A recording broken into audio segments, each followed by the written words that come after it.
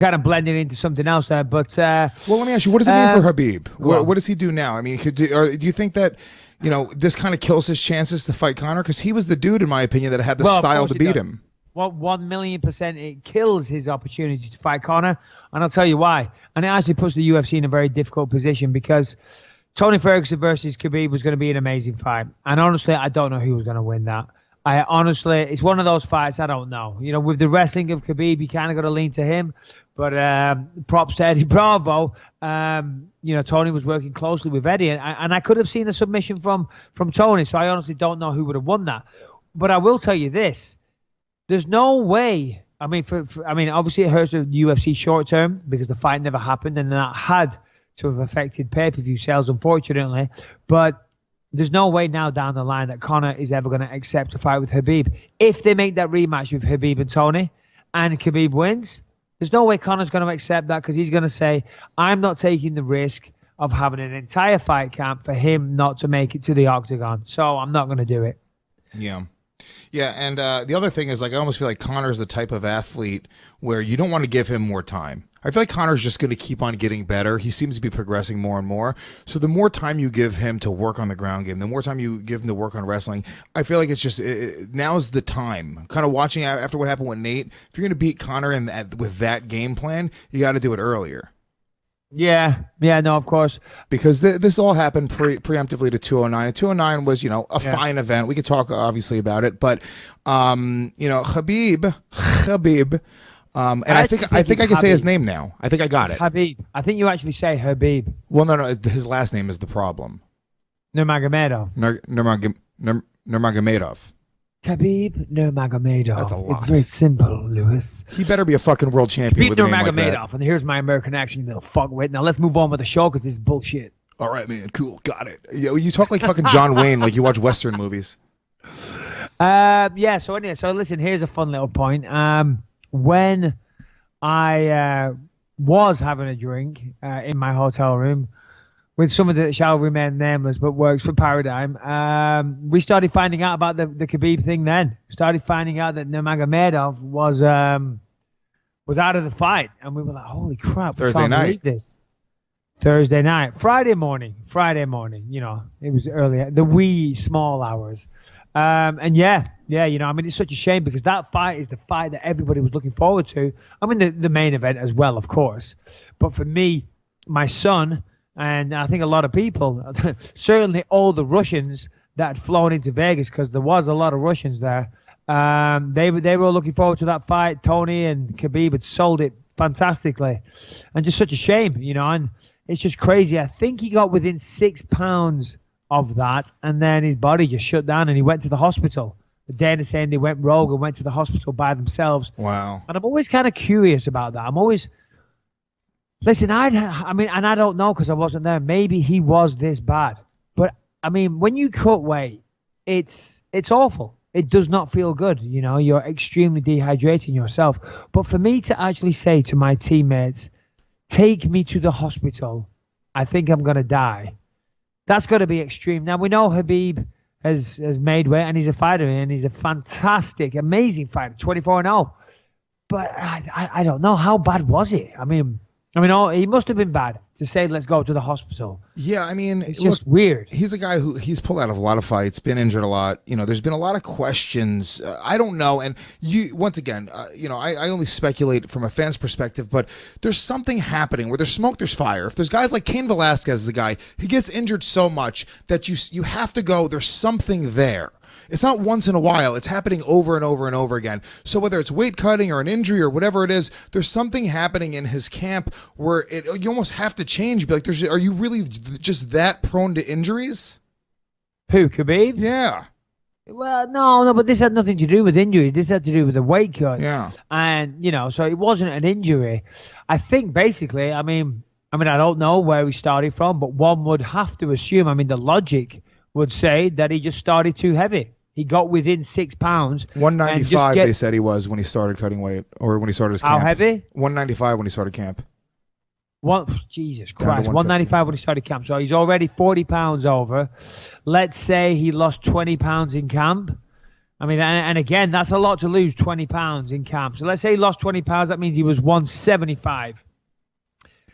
20 pounds is a lot to lose week of the fight. It really is. So let's say he lost 14, which is a hard task on your body. I mean, I start my weight cut the night before, and I'm generally 12 pounds over. And I put I cover myself in a product called Sweet Sweat, which opens your pores and just makes you sweat like crazy. Then I put on a sauna suit, and then I put a tracksuit on. And then, oh no, sorry, that's the old way I used to do it. The old way. The new way that I do it, I cover myself in Sweet Sweat, and then I get into a hot bath. A hot bath with about 10 liters of salt. As hot as I can take the bath, which isn't very hot because I'm a pussy. But I put 10 liters of salt in there, I cover myself in Sweet Sweat, lie in the bath for around 20-25 minutes. And then I get out of there, and then I've already had the room heated to as hot as it will go. Sometimes I bring in a few space heaters as well just to really amp up the temperature. And then from the bath, I put my sauna suit on, and then I jump into bed, and my teammates cover me in as many towels as they can get hold of. Typically like 20-30 towels because the layers generate heat. Put one over my face as well. And I lie there for 20-25 minutes, and the sweat is pouring out of me, believe you me, because I'm already so internally hot because of the bath, because of the salt, osmosis. It drags water out of your body. Then I get back in the bath, and I repeat the process. That typically does around 7 pounds. I go to sleep, and I repeat the process in the morning. I'm typically within a pound, and then I'll exercise, sauna, whatever, that off. So I'm assuming he did something similar. Whichever way he does it, he got within 6 pounds.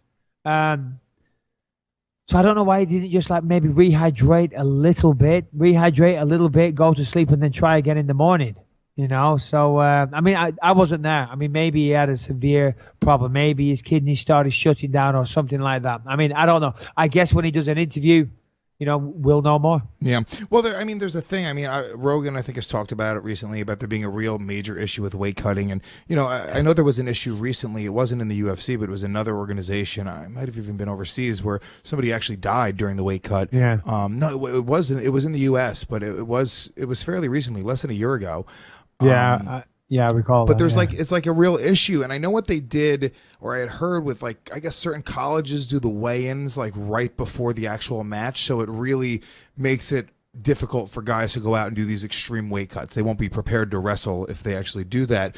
Is that something that you think would be a good solution? Just have everybody weigh in, you know, an hour before the fight. You know, why not? Yeah, well, the thing is, because what you're going to get there is you're going to get people cutting weight and then not having the time to rehydrate and then fighting. And then what you're going to have is people getting brain injuries, brain damage, and possibly deaths inside the UFC. So I understand your logic, but I think the competitive nature of people will still cut weight and then fight. In wrestling, I think what they do is, and again, I'm no expert on the wrestling world in the US, but my son does wrestle, so I've learned a little bit. They frequently have to do hydration tests. And based upon those tests, they are told how much weight they're allowed to cut and what weight division they can go down to. Oh, wow.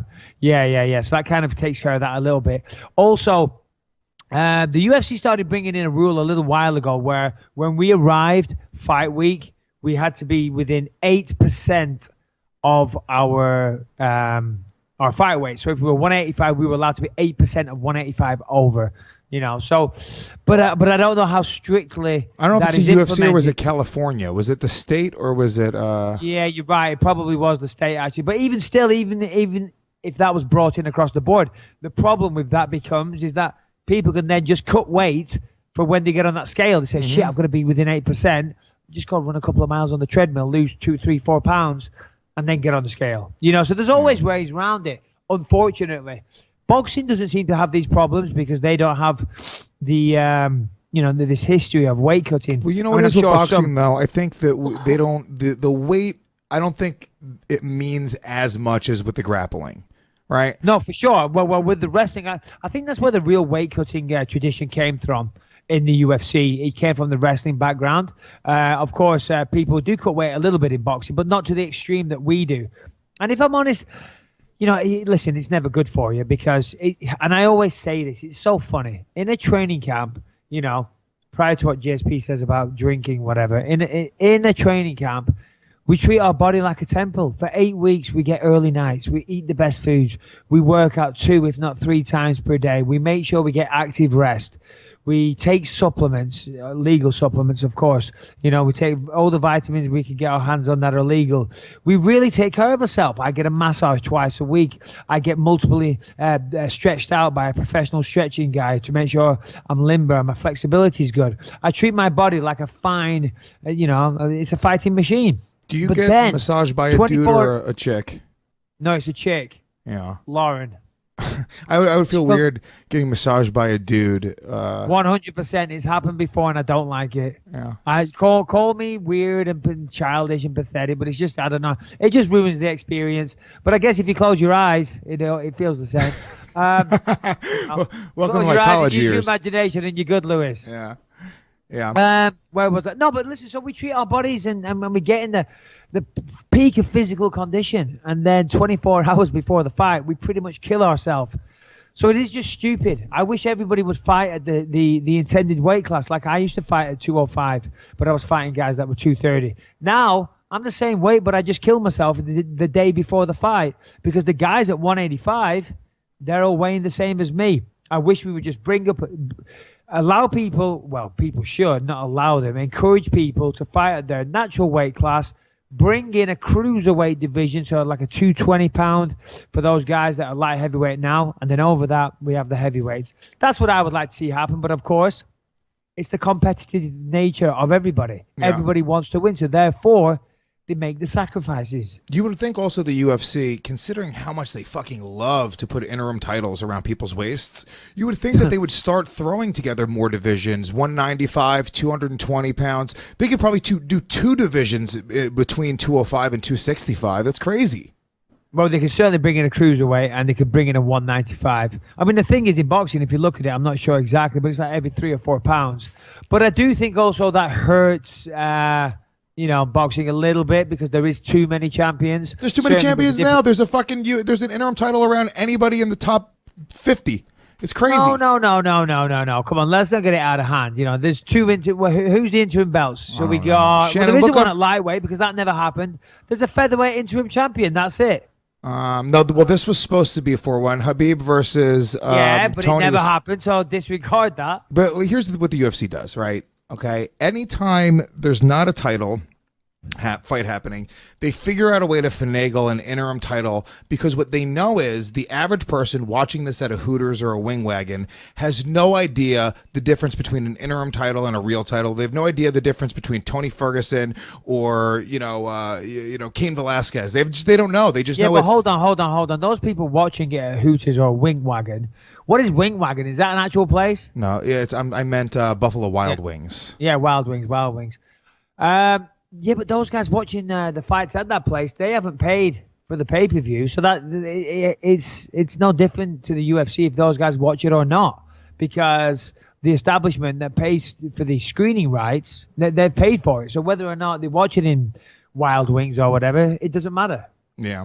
It's the guys at home that are buying the pay-per-view. That's who they're trying to sell to. Yeah, but they still look. The establishment isn't gonna order the pay-per-view if people aren't coming to buy it. And I've been there before when it's not a popular fight. The difference between at Hooters between like Ronda Rousey, Conor McGregor fight, or when it's Mighty Mouse, it's a huge difference. Sure. Well, yeah, I guess, but now we're getting into something else. I mean, that's just there's popular fighters. Well, there's a hierarchy in popularity. Simple as that, and all sports are like that. So.